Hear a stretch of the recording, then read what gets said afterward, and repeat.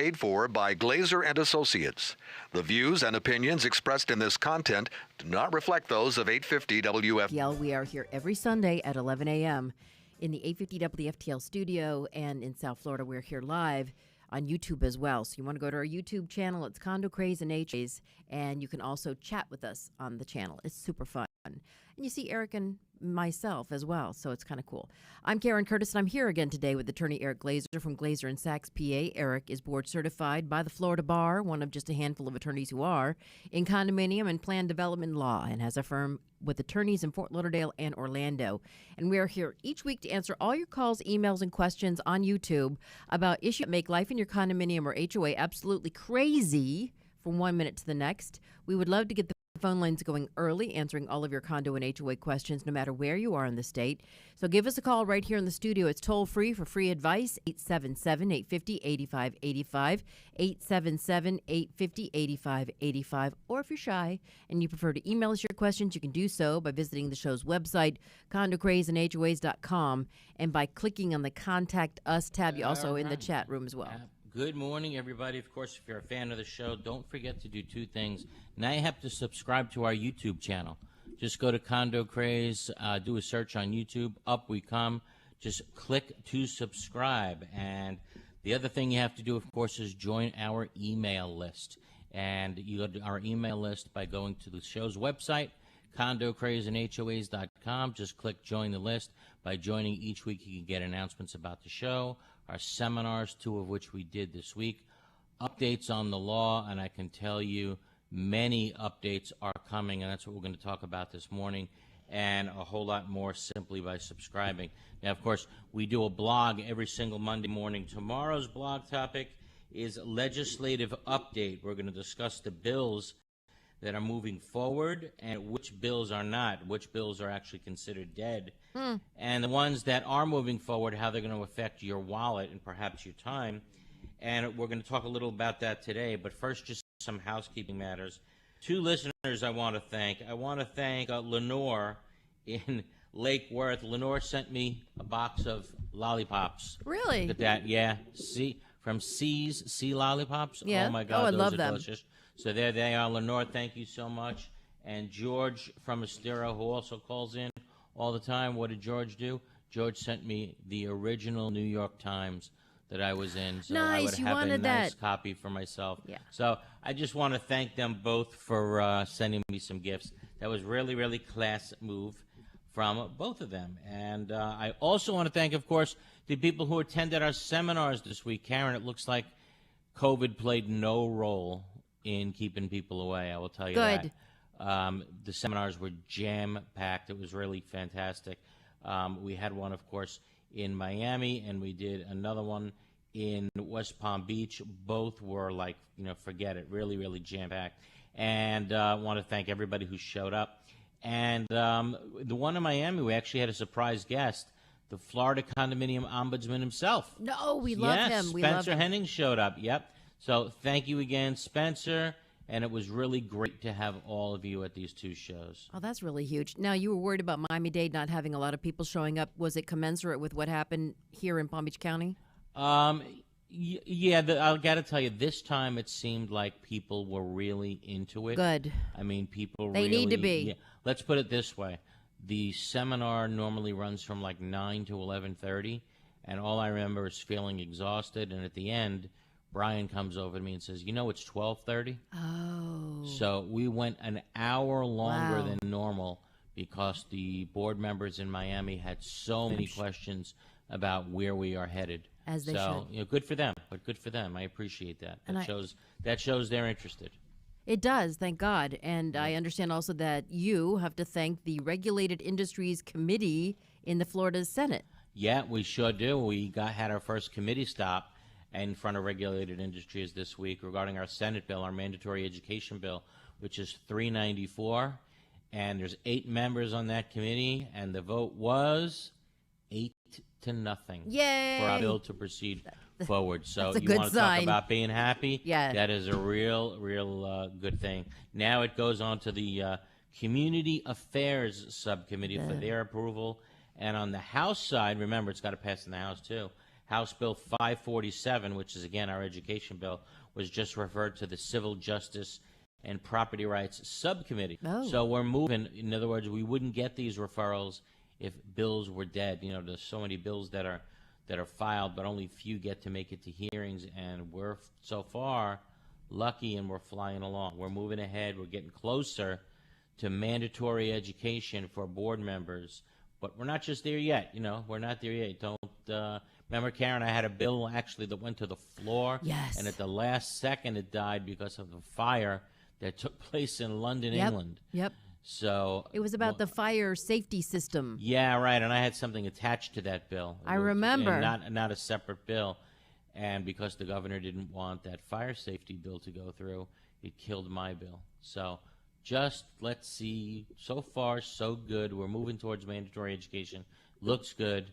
And let's not jinx it. You know what I mean? Right. Well, you invented it. I love it. Yeah. Are there any other condo or HOA bills that seem to have a little bit of traction? Yeah, there's only one. There's going to be one bill, and there's a lot to talk about.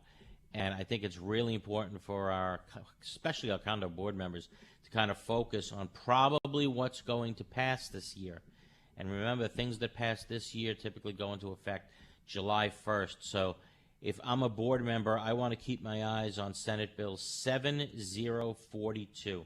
Okay. 7042, and there's a lot in that bill.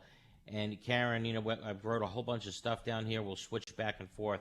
We'll try to summarize it. It's a 76-page bill, all right? I'll start it off. You don't just reserve anymore for roof, pavement, and painting, right? When you do your budget now, you only have to reserve for those three things. Guess what? When you do your reserve analysis now, Yeah. you're going to have to reserve for roof, structure, fireproofing, fire protective systems, elevators, Whoa. heating and cooling systems, plumbing, electrical systems, swimming pool or spa equipment, seawalls, pavement, parking, drainage, painting, irrigation, a lot more than just roof, pavement, and painting. So is this all because of Surfside? All because of Surfside. Absolutely. Okay. Yeah. And then a reserve study would have to be done every 3 years for buildings 3 stories or more. Right. Well, that would be me. We have a 4-story building. Yeah, and remember, now there's not a requirement to do a reserve study at all. So think about Right. that. So and you think this bill will pass? Oh, I definitely do think it's going to Okay. pass. Yeah, it already passed one committee, I think, also like 8-0. So Another once part it of the bill- passes, when will it kick in? Probably July 1st. July 1st is typically when the bills kick in.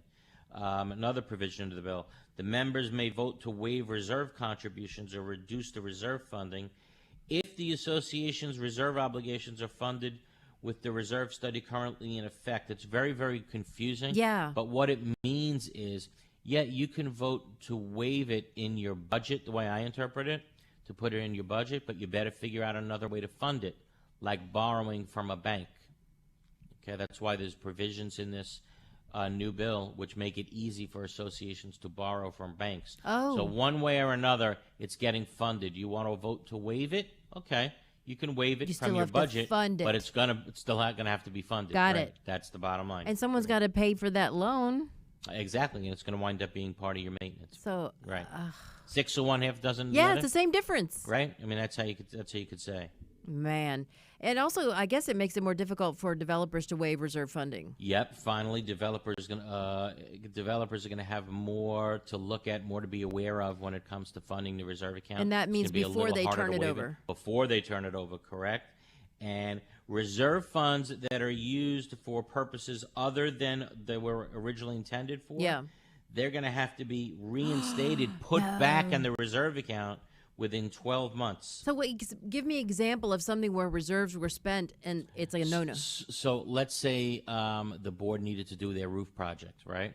And the board didn't have enough money. So they borrowed, they got the right votes, and they borrowed from the painting reserve. So they had line item reserves, not yeah, a pool. so line item, right? And now they're going to have to put back, if they borrow it from the other category, they're going to have to put it back into that category. Okay. So now I'll move on to the next one. If the association is required to perform a reserve study and the budget of the association doesn't fund the association's reserve obligations, right, then the financial report that you do at the end of the year has to have the following on it: the Board of Administration for this association has failed to satisfy the association's reserve funding obligations. Inconspicuous type. Inconspicuous type. Under Section 718, 111, 12 Florida statute, the budget of the association does not provide for fully funded reserve accounts for capital expenditures and deferred maintenance consistent with the association's reserve study.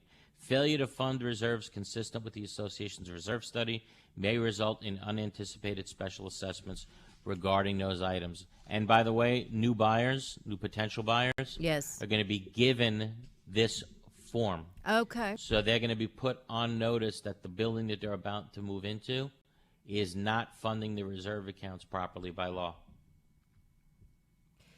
Yep. But yeah, but who polices it? The board. Well, yeah, that's true. So the but board's any not going to unit blow owner, the whistle on themselves. well, a unit owner will, that's for sure, and they put in provisions for that too. Where if any of this goes bad, the immediate first step is by going to arbitration, where an arbitrator will, in fact, enter an order requiring the association to fund the reserve accounts. So the board has to say we're not doing it right, and you're going to rely on them to do that. And you got to rely on a unit owner To figure it out. to rat out the board in Tallahassee. Correct? Huh. Yeah, that's how it's going to work. Oh, well, I don't know about that one. Residential condominium building that is 3 stories or more in height will have a milestone inspection performed by December 31st of the year in which the building reaches 30 years of age. And that's going to be statewide. Because, Right. Now, think about that. It's only Miami-Dade and Broward now. Exactly. Now there's going to be mandatory inspections that of from all Andrew? buildings statewide. Was that Andrew that made that happen? No, this is all from Surfside, Karen. No, This I is- mean that Miami-Dade and Broward had to have the inspection. Oh, I don't think so because it only went into effect a few years ago. Oh. Might have been Irma that actually kicked it into gear. Okay. But now, like like you just said, the inspections are going to be after 30 years, and it's going to be throughout the state. But wait, we're not done another yet. 10 years you have to do A it. building that's 3 stories or more in height and located within 3 miles of the coastline. You ready for this? Oh, boy. Your milestone inspection is 20 years of age and every 7 years thereafter. So buildings on the ocean, think about that. You reach Oh, it 20 makes years sense, old. though. Yep, you're going through your milestone inspection, and now every 7 years you're going to have to go through that big inspection. So, I just turned 60, so I had a milestone inspection. But what does it mean for building? All right, so here's what a milestone inspection is, and it's important. And we're going to run long a little bit this first segment, but Okay. it's really important that everybody understands just what you're about to go through. So a building's going to have to go through a milestone inspection, and what is it? A structural inspection of a building by a licensed architect or engineer. Understand that the old companies that now currently do like reserve studies and stuff, a lot of them are not going to be able to do this because a lot of them are not licensed architect or engineers, and it's going to be so hard to find the number of licensed architects and engineers that we're going to need. That is the best job you can possibly do at this point. But again, it's going to be a milestone inspection is an inspection by a licensed architect or engineer authorized to practice in Florida for the purpose of attesting to the life safety and the adequacy of the structural components of the building, and to the extent reasonably possible, determining the general structural condition of the building as it affects the safety of the building. But there's going to be 2 phases of your milestone inspection now, 2 different phases. The first phase, right, you're going to have a licensed architect or engineer come out. Again, they have to be authorized to practice in Florida. And the first phase is going to be a visual examination of all areas of the building. And they got to provide an assessment of the structural conditions of the building. And look at what the next sentence says. Surface imperfections such as cracks, distortion, sagging, excessive deflections, significant misalignment, signs of leakage or peeling of finishes. Waves moving in the basement. Yeah, must be critically viewed as possible signs of structural distress. Now think about it. You may have a engineer come out and before think, yeah, I see some cracks, I see some things that I might not like, but I'm not really considering it critical structural distress. Well, now the statute is telling that engineer, sorry, you have no choice. You better put in your report that there's signs of structural distress. But let's say that architect or engineer goes out and finds nothing, that everything looks good under visual examination. You don't go on to phase 2, and you're done. Oh, but the onus is on that person. Yeah, but let me tell you, that first... That's not going to happen. That first engineer that goes out is typically going to find something. Yeah. And then if he finds something, now you're going to phase 2 of your milestone inspection. What is phase 2? Again, that also has to be performed by a licensed engineer who's experienced in structural distress. The inspector must be licensed again, or a licensed architect who has a minimum of 5 years experience designing the primary structural components of buildings and a minimum of 5 years of experience inspecting structural components of a building.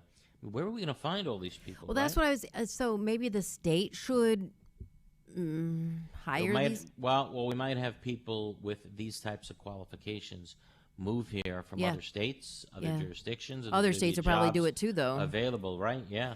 Also, it may involve destructive testing at the inspector's direction. The inspection may be as extensive or as limited as necessary to fulfill the damaged areas in the building in order to confirm that the building is safe. And when this phase 2 report is done, phase 1 and phase 2, these inspectors are now going to be directed. They must turn these building inspection reports over to the building official in that municipality. And then, of course, that municipality can make a calendar list, a deadline, as to when all that needs these to be repairs done. are. Who's the building official? The building official, most towns, most cities, most municipalities have a chief building official. So is that the guy that used to do the inspections? That's the guy that did the inspections maybe when the building was being built, but then was not required to come out ever again to Well, who was inspect. doing the 40-year inspection? The 40-year inspections could be done by any structural engineer you chose. Oh. Even if they found something bad, they didn't have to give this terrible report to the building official and the city in the municipality. It's pretty amazing. Yeah. Now they got to give the report to the building official. And the city of Surfside overrode, right? Didn't the city of Surfside wants to do even more? But they overrode the initial 40-year inspection, right, and said it was okay. Right, correct. Well, the town did. Basically, the inspector came out, and even though the Morabito found that there was so much damage, there's allegations that the inspector of that city says, no, everything's okay, the building's fine. So that's why, everybody you can possibly think of is being sued in that case. And how about this? Again, as Karen mentioned, your reserve accounts must be funded. Like, you can waive it in your budget, but it must be funded. So what do? You got to get money from the bank, right? Right. So there's a provision that says, regardless of what your governing docs say, the board may adopt a special assessment or borrow money for the necessary maintenance, repair, or replacement. So now, no matter what your docs say, you get the right to borrow money. And if the association has voted to waive reserves, or if the accounts are not being properly funded, it has to be stated on estoppel certificates. Now, that's a big deal. People move in, they want an estoppel certificate from the association basically showing what's owed, right, on that unit, and a whole bunch of other questions. And I sign those, all day long.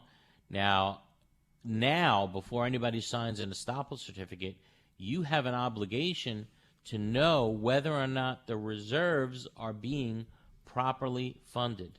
That is a big job. That's a big onus on the person now that has to sign these estoppel certificates.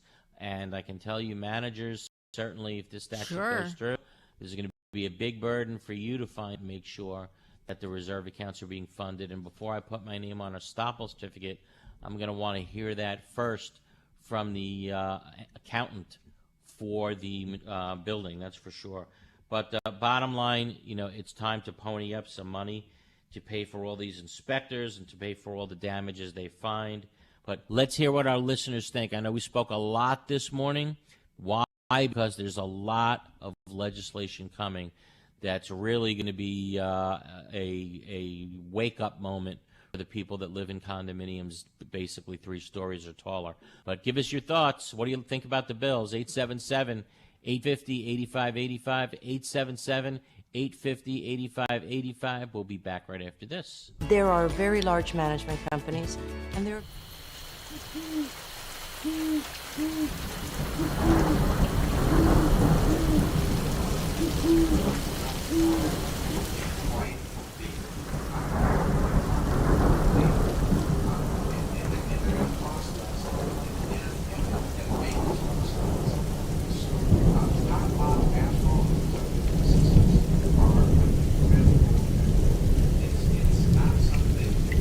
Oh no! An unexpected leak!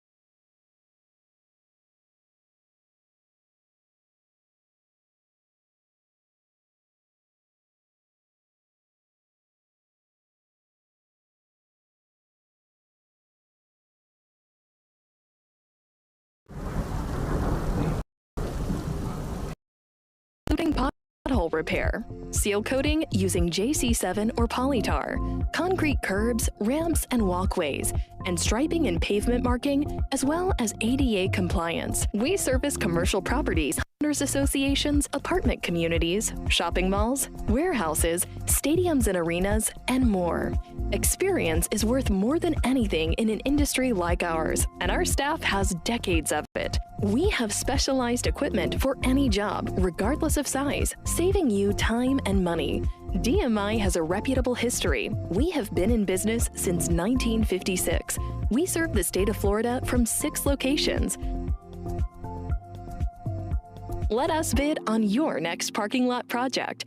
Visit us online at dmipavingandsealcoating.com. Community Association Law. If you have any questions for him, you can give us a call in the studio, 877-850-8585, or you can also chat with us on YouTube on our YouTube channel, Condo Craze and HOAs.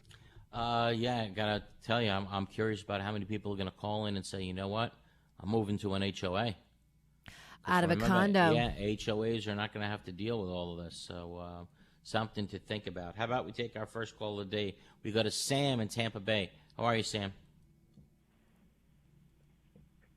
Eric, are you there? Yep, we're here. All right. I would even comment and make it one notch better. And if you move out of the condo, don't move into an HOA either. Right. They're not as tricky, but because the laws are situated in a manner where the residents don't have recourse against the board like the condos do with the DBPR, right, it puts residents in a bad situation. Right. As far as what you just spoke about, I agree with the oversight that they're trying to present to preserve things because of what happened in Miami. Yeah. But at the same time, unit owners, there has to be a cap or a limitation on how much a unit owner could be forced to pay, Yeah. Yep. even if it's required, without them. You could foreclose everyone out of their unit, Right. and when they Yep. bought 30 years ago, you think you're doing the right thing. That's a good it's point. No, gonna no. be a Well, lot well. trickier You know what? situation. And listen, Yeah. I understand. When you bought 30 years ago, you expected the prices to remain reasonable, and you expected to be able to stay in your house. But you probably also checked the box for 30 years in a row, quite frankly, that says I vote to waive reserves. Right? You just for 30 years in a row, you voted to waive reserves in your community. And I understand you now live on a fixed income, but I'm sorry, at some point, what did you expect to happen? Things break down. Did you expect those were going to get repaired for free? Sure. But there has to be a ceiling. There is no ceiling. There can't be a ceiling. If an engineer like in hold on. If an engineer like in Champlain Towers comes in and says, the building's in terrible, terrible shape, right? I mean, parts of the building are going to be crumbling. It's $15 million. I'm sorry, there's no cap. It is what it is. Yeah, it is what it right, exactly. Yeah. It is what it is. And Whatever it costs to fix. And when the whole building moves out, and inflation. Yeah. And when the whole building moves out, and they all lose. So They- developers. they- So let me tell you what's probably going to happen. Okay, out of that concern, developers are sitting back licking their chops. Why? Because the termination provisions of a condo are probably going to become easier. Now you need like 90%. Yeah. Well, it's probably going to go down to a majority. So when people are hit with a bill for $15 million, and they know they got an offer from a developer to buy the whole building, they'll say, okay, instead of putting in the $15 million for repairs, who wants to sell? And if you get 50% plus one to sell, probably you're going to be forced to sell. So that's what I see coming up eventually. I think this is going to be, a boom for developers, and the people that were living in that building that the developer just bought probably won't be able to afford a new unit in the very building that they were living in. So it's just going to be a situation that's going to create more unaffordable housing. That's where we're headed. But hey, I appreciate the call, Sam. Completely agree. I have one quick question to ask. Yes, though. really quick. If in an HOA there's a vacancy on the board, Yeah. the board is required to have a duly noticed held meeting, and vote to confirm a new board member. They simply can't just add them behind closed That's doors correct. and surprise the community with this new member. That's got to be done exactly Correct. right. At a properly noticed meeting, the unit owners have a right to attend. Okay? All right. Thank you so Thanks so kindly. much, Sam. Good Always. call.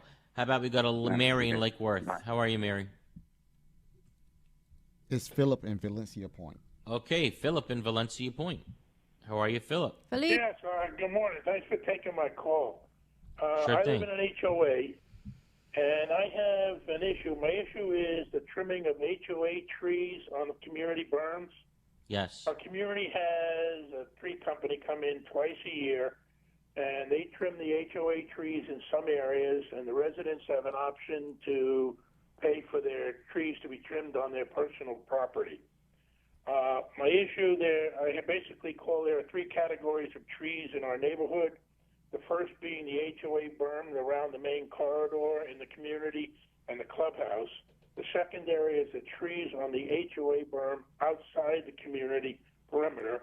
And the third are the trees in the HOA berm inside the community perimeter, basically in the homeowners' backyards. Right. For years now, the HOA trees in Category 3 have been neglected. The residents have put in formal requests to have these trees trimmed and maintained. For the most part, these requests have been ignored or an excuse made why they cannot be trimmed.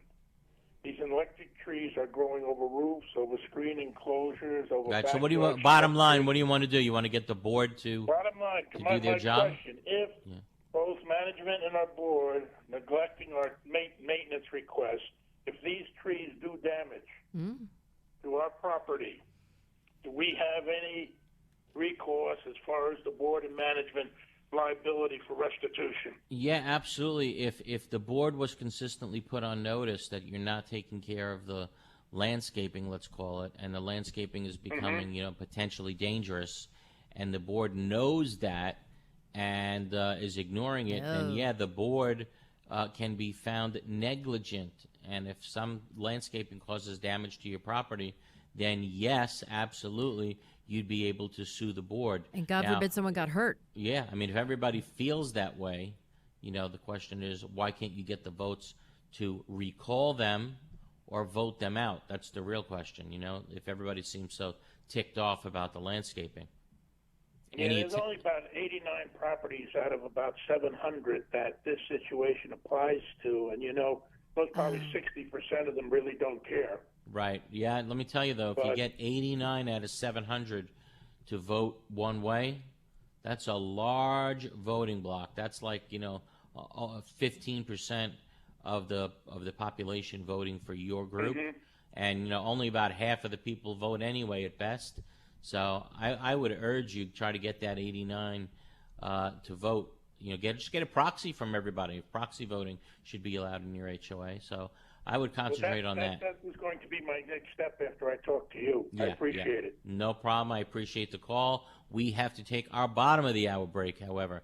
Taking your calls, 877-850-8585, 877-850-8585. Back right after this. Is your condominium or HOA in need of accounting services? Look no further. Gerstel, Rosen & Goldenberg is one of South Florida's largest accounting and auditing firms, as recognized by the South Florida Business Journal, and is one of the few accounting firms uniquely specialized to provide accounting services to their growing condominium and homeowner association clientele throughout Florida. With primary offices in Aventura and Boca Raton, satellite offices in Naples and Orlando, and a professional staff of 65, Gerstel, Rosen & Goldenberg is prepared to meet the needs of any condominium or HOA in the state. The professionals at Gerstel, Rosen & Goldenberg also have experience working with timeshares, cooperatives, hotel condominiums, mixed-use buildings, and ancillary operations like restaurants, spas, and country clubs. Put their 25 years experience in your corner. Gerstel, Rosen & Goldenberg, 305-937-0116. That's 305-937-0116 or grgcpa.com.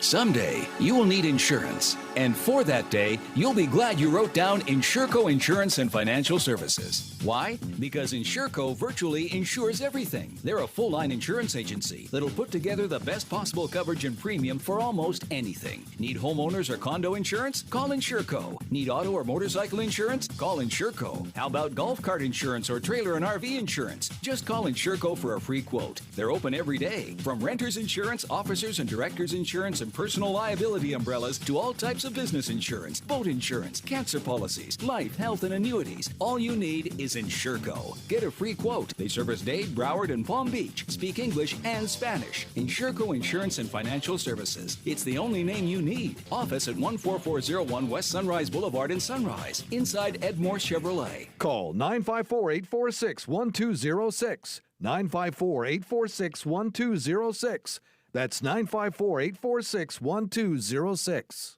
Need an insurance evaluation, audit, or quotation for your condo association or homeowners association? If so, then you need to speak with our insurance experts at Mack Waltz. We insure over 800 associations, and we are the clear leader in this marketplace. Mack Waltz has been in business since 1989. We write insurance on billions of dollars of property values. We are an independent insurance agency representing insurance companies which specialize in condo and HOA insurance. The staff at Mack Waltz works closely with board members and property managers and regularly attends association meetings to help educate the association about their insurance policies.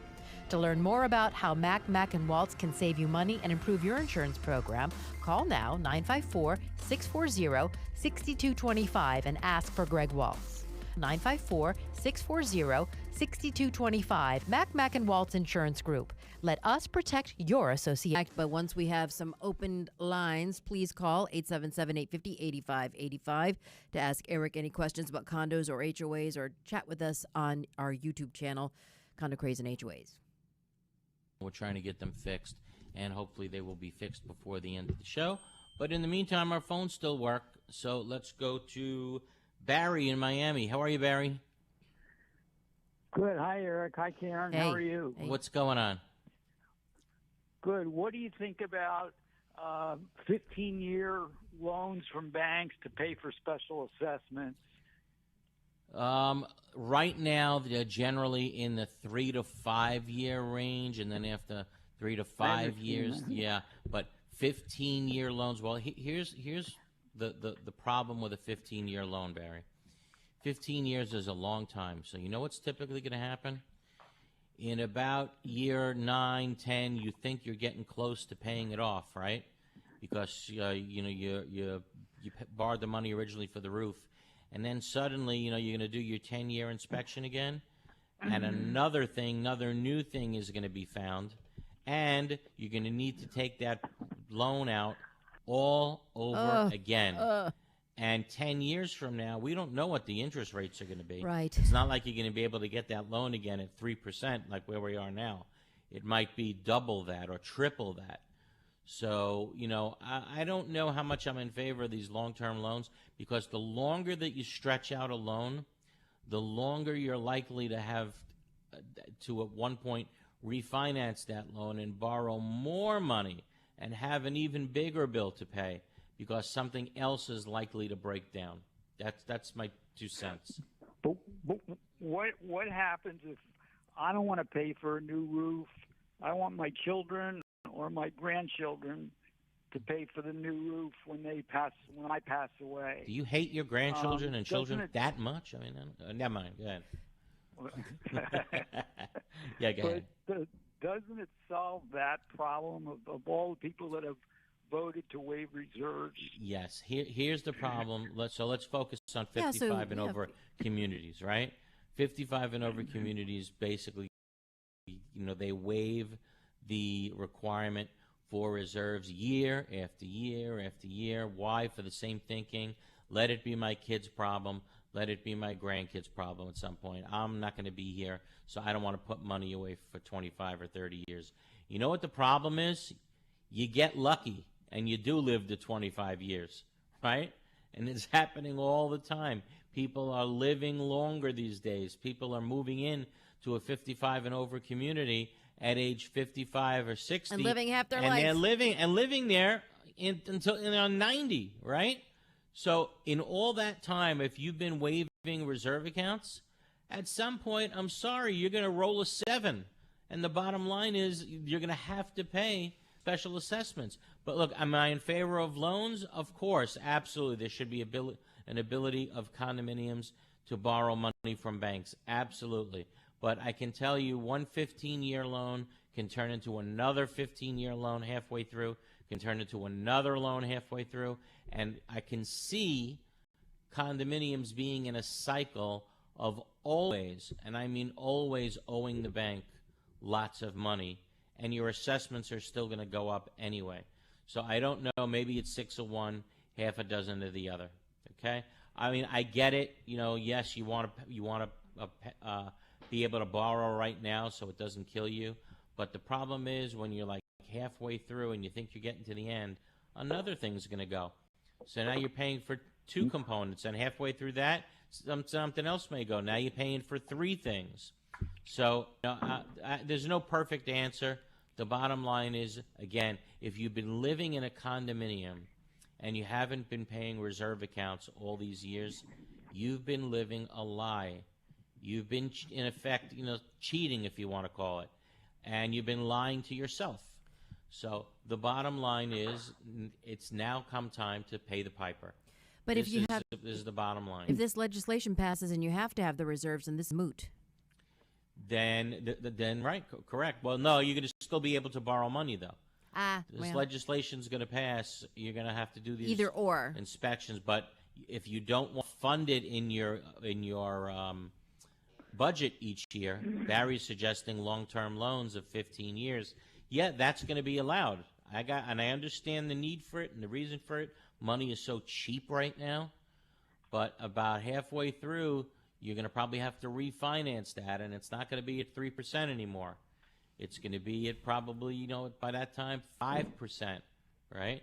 And you're going to have to borrow a whole lot more money.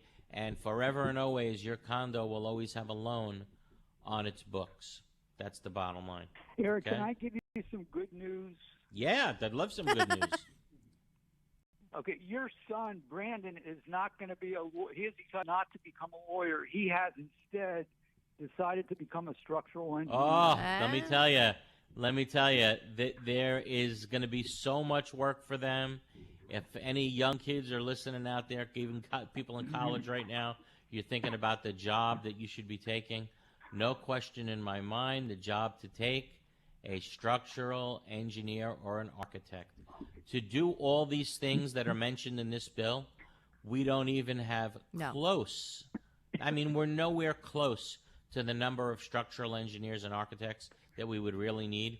We probably have maybe a third of what we need. Whoa. So if you want to talk about there being a demand for a certain profession, that's the one.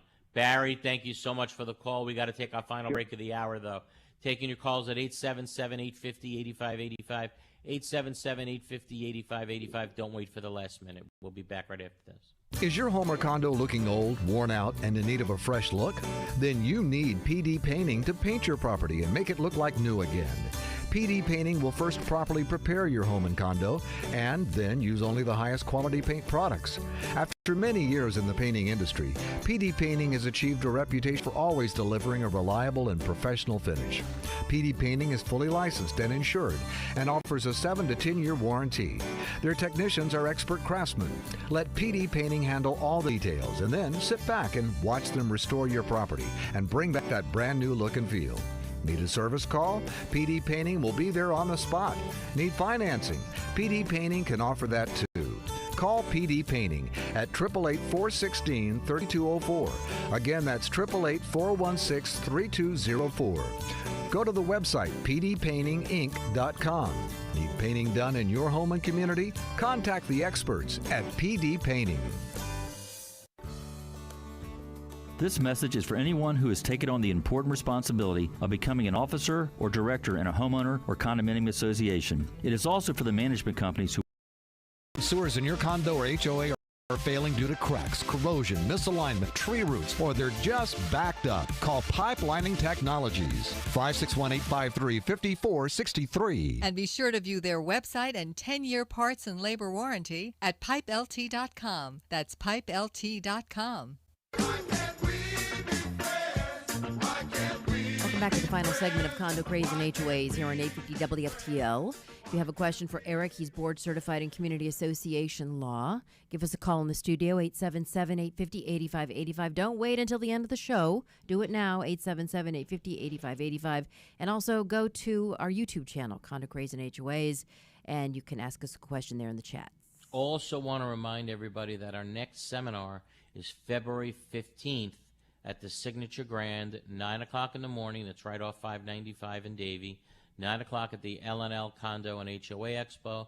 We will be teaching the board certification class live and in person. And maybe the Ombudsman will be there again. I'm certainly going to invite him.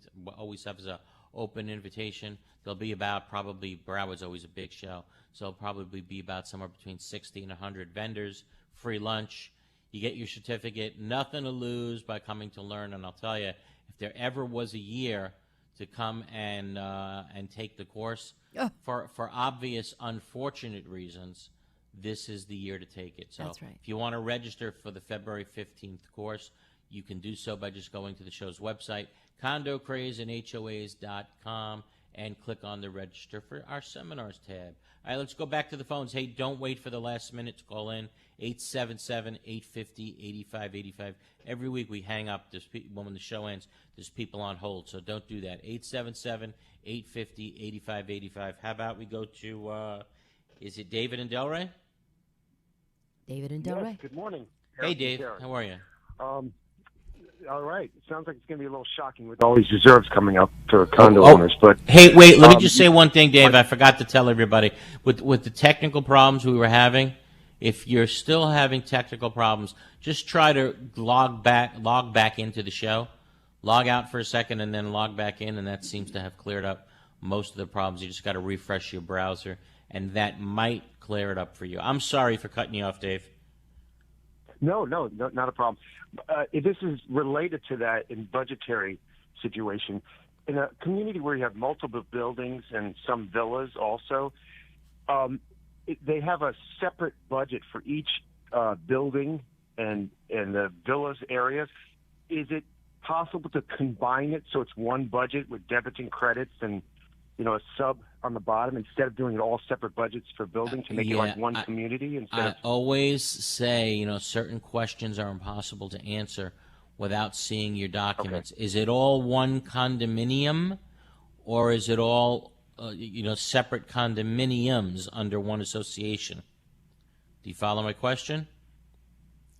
I do. I mean, it's one condominium, but with separate buildings. Does that make sense? Okay. In other words, there's one book, right? There's only one declaration of condominium? Yes. Okay. So to me, if there's one declaration of condominium, then there should be one budget only. And I would think that would clarify for people too, yes. Absolutely. But it should say, okay, the owner of each townhome pays this percentage of the budget. The owner of each person that lives in the building pays this percentage of the budget. If you're operating as one condominium, that's how it should work. And no, there should not be separate budgets. And you don't have separate boards, right? I mean, if you have one, right, exactly. If you have one dock, you have one board. Yes, and if I could quickly put in this last one, does any association ever sell a building out of multiple buildings to a developer? Is that a unique situation that they sell a building to a developer? Is it a building that obviously nobody's living in? Who owns that particular building? No, they live in it. Huh. People are living in it? Yeah, I was just wondering if any associations ever do that. Wouldn't that be great, Karen? You don't like people that live, let's say, on the 6th floor. You sell them. So you sell the people on the 6th floor to somebody else. But I'm just wondering what you said, because with all this money that's going to shock people down the road, I wonder if that's what's going to happen. Can they do that? Well, no, that's not going to happen. It's all or nothing. You can't just sell somebody's unit to even if you don't like them. I don't see that in the future. But Dave, thanks for making us laugh this morning. Appreciate it. We all need it. Thank you very much. How about we go to Becky in Brevard? Hi. Hey, Becky. I live in a subdivision with an HOA, and 10 months ago, some wild hogs began tearing up our yards and the common areas, and they kept doing this over and over again. Our HOA board hasn't done anything to help us. And yesterday, my husband submitted a letter to the board requesting that they hire a trapper or a hunter, because some other HOAs in our area have done that. Now, we've repeatedly repaired the damage to our yard, but the wild hogs keep coming back and tearing it up over and over again, not only in our yard, but the neighbors' yards and the common areas. Right. Does the HOA board have some responsibility for the safety of the homeowners and in helping us preserve our property and its values? Hey, Eric, our second wild hog question. Isn't it something we had the same type of call last week? And I will tell you the answer is unequivocally yes. The board does have that obligation. Okay. If those wild hogs are crossing common areas to get into your homes, and I'm sure they're coming over roads. They're crossing roads that belong to the association, streets, grass areas. There's no question that they have a right to do. They have an obligation, I should say, to do something about it under the governing documents and Florida Statute 720. And it's interesting because this topic, there's a group of all the board-certified attorneys in this area that we have like a group chat, and very interesting, and of course a lot of great questions and even better answers. And one of the topics this week had to do with if there's dangerous animals on the property, does the board have an obligation to do something about it? And Karen, you may remember there was a case that started, I think, in Weston a couple of years ago, not too long ago, where a woman opened up her sliding glass door to go to her backyard. As she was walking out, she got bit by a snake, eventually wound up losing her leg. Yeah, it was either a copperhead or a rattler or something. And the association was on notice several times of dangerous snakes in the community and the management company, and the board did nothing about it. She sued the association, and she got money in the millions. Whoa! In the millions. Well, so yes, I can tell you there's an obligation for your association to prevent you from dangerous animals. Okay, so what do you think we should do if they don't do anything? If they don't do anything, well, your first start would be mandatory arbitration, probably. Okay, pre-suit mandatory arbitration. There's a letter, if you look in Florida Statute 720, in all candor, this should be done through counsel, but a letter needs to go out to the association basically saying, okay, you refused to fix what we asked you to fix. Now we're demanding pre-suit mediation. Here's a list of 5 mediators. Choose one, right? They choose one and you go to mediation. Okay. If you can't work it out at mediation, then either party has a right to file suit in court. What do you do with wild hogs, though? About Hunter? Whatever you got to do. I don't know. Hire the right expert to do it. Right. But, I certainly don't want it attacking a child. A fence is one thing, but suppose it attacks a child. I mean, they're asking for trouble by not doing something about it now. At least get a trapper. At least, call in people to interview. Find out what to do. If they're doing nothing and something does, in fact, happen, that board's going to be in some serious trouble. And potentially the people on that board, because they're not acting to protect the life, health, safety of the members of the community, they can potentially be held personally, individually liable. So they'd have to be crazy not just to make some calls and find out at least what the solution is to all of this, okay? Thanks for the call, Becky. Thank you very much. All right, we've got John in Jupiter. Hey, John. Hello. We really don't know what to do. There's a group of us, and we think the board acted illegally and so forth, but we're in a bind here. It was a special assessment, and they say it was for the roofs. But we had no notification that the board was even going to be talking about this, much less considering it, which I think the statutes say about it being 14 considered. days notice. Yeah. So that alone, it seems like, would be, just not right. And 2 guys happened to be at the meeting when they brought this up, and I guess they got into a shouting and cussing match with them and all that. So that's how emotional this thing is. Right. But they're trying to pass a roof thing that we repair and replace, the roofs, as they're needed.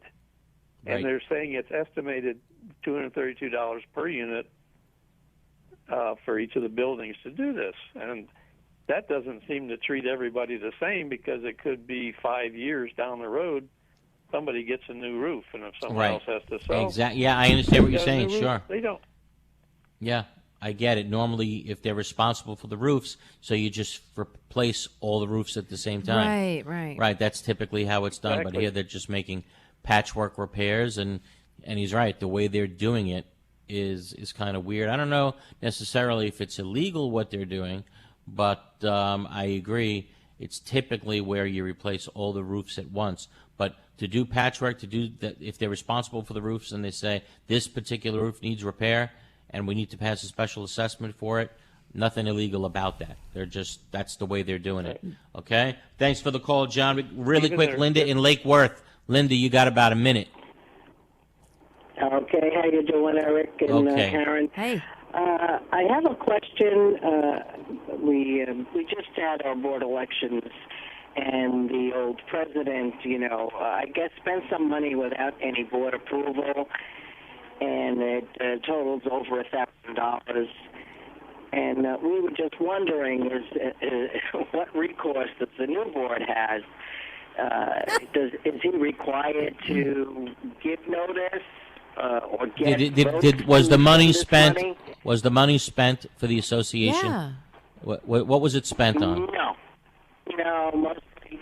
Well, it was getting an opinion, but he did not. It was actually getting an opinion on a letter of intent, and he called another lawyer, and we got billed. Right. Yeah, I can tell you that actually Yeah, real quickly. No, I don't think you're going to be able to get that money back from the prior director if he was acting in his capacity as an officer or director of the association. So I think you forget about it and you just wish your New board, good luck, and what happened in the past happened in the past. Thank God it was only $1,000 and not $100,000. Yeah, right. You know, then my answer might be different, right. but it's going to cost you more than $1,000 to go after him with your attorney. So I would just forget about it. Hey, by the way, this Tuesday night I'm going to be on with Commissioner Laub from Hollandale. She's hosting a condo and HOA type of online questionnaire. And we're going to be taking your questions during that seminar Tuesday night. So if you'd like to join, you can just call our office. Again, she's a commissioner in Hollandale, but now on Zoom, as you know, anybody can join in. That's right. So if you want the details on how to join in, just give us a call in the office. And if you need help during the week, call Glazer and Sachs, 954-983-1112. Again, 954-983-1112. We'll see you again next Super Bowl Sunday, where you'll be calling in with your predictions as well, all right? Okay, everybody have a great, safe week, and we'll see you again next Sunday. Thanks, Eric. Be well, everybody.